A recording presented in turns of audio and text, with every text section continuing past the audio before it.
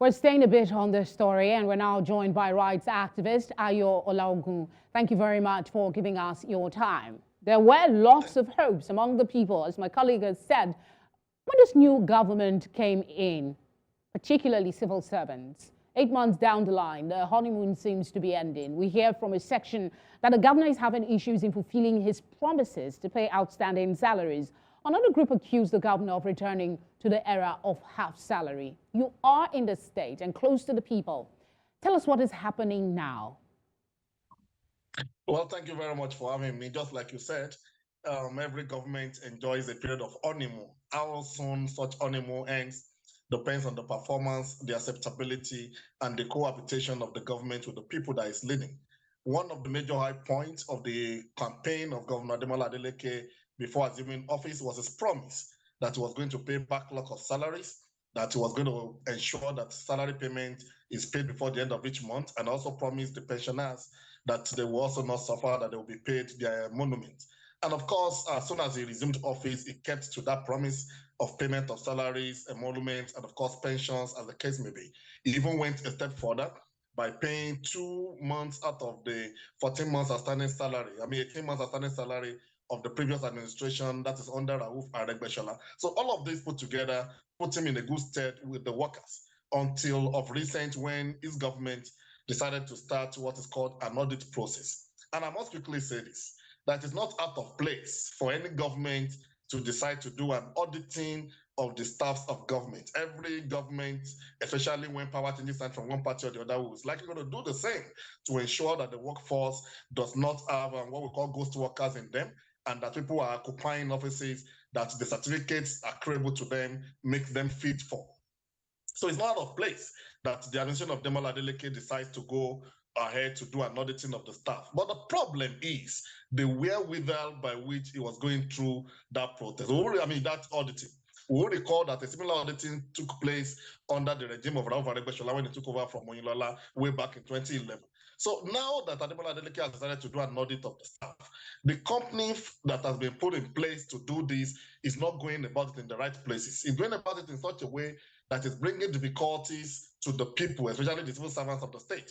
For example, all civil servants across all cadres, across the local government of the state, are required to come to the state secretariat, that is the Center for Black Culture, which is at the back of the governor's secretariat, for the auditing exercise. And the question would be, when you ask people to go through the roads, as bad as our roads are presently in the state, and you expect somebody to come from Okela, from Ila, the far ends of the Gomino area of the town, you expect people to come from Bongan, to come from Iliogbo, and the different parts of the state to report to the headquarters. That in itself is putting, number one, burden on them. Number two, you are making it unsafe for them. Number three, what happens to those who are supposed to be on essential duties?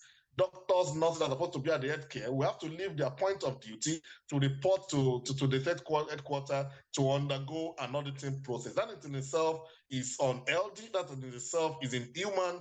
That in itself is insensitive.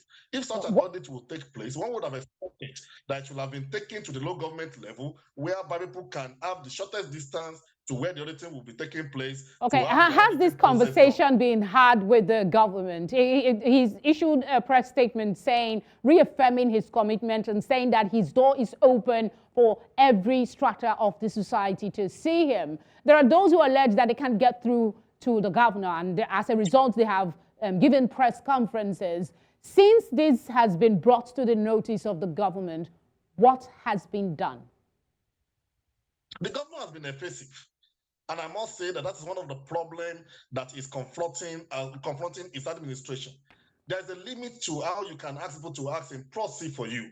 Since this crisis started, the NUC, the TUC has made demands that they needed to sit with the governor to clarify all of these issues. But instead of the governor to sit with them, what the governor has even done is to send representatives of government, the SSG, the chief of staff, to go and meet with these bodies. And the unions have always insisted that they want a dialogue with the governor. And as such, the only resolution or the possible resolution to this crisis is the meeting with the governor. But I must tell you that from every information available and from the reality on ground, the governor has been unreachable and the governor has been evasive, which is not too good for the system at this time. Okay. One of the comments that was made was the paucity of funds in their inability to fulfill some of the promises when it comes to salary payment. We all know Osun is not one of the richest states in Nigeria in terms of federal allocation and internally generated revenue. To sustain a large civil service could become a challenge. So you have highlighted some of the challenges. What I would ask you is your advice to the state government on keeping recurrent expenditure in check in order to be able to embark on other developmental projects, because beyond salaries and some of the issues you've raised, there are other fundamental things he has to get accomplished. Of course, I agree with you that there are a lot of other fundamental issues that they have to accomplish. But I dare also say that governance is not for the mathematics. Governance is not something that is so hard to achieve if you get the right people to work with you. We all know that at the time of the exit of Governor Ademola from Osun State, the state was almost going insolvent before the former governor Ezewuike came into place. And for 4 years, it sustained the payment of salary of workers and pensioners. That shows that it is doable. So I will only advise the incumbent governor, Ademola Adeleke, that look, now it is time for serious business. There is no reason why you must make promises to the people that you will pay their salaries as at when due, and you will not fulfill same now that you have the control of the covers of the state. So what he needs to do is to block leakages, is to ensure that he does not allow those who should not have access to the covers of the state have access to it. He should block all leakages and ensure that the cost of governance is cut down, especially by political appointees, so that there can be enough to do infrastructure and at the same time meet the needs of the teeming workforce of the state. All right, Mr. Olaogun, thank you very much for clarifying some of the issues, because the news has been everywhere. Thank you for your time. Thank you very much for having me.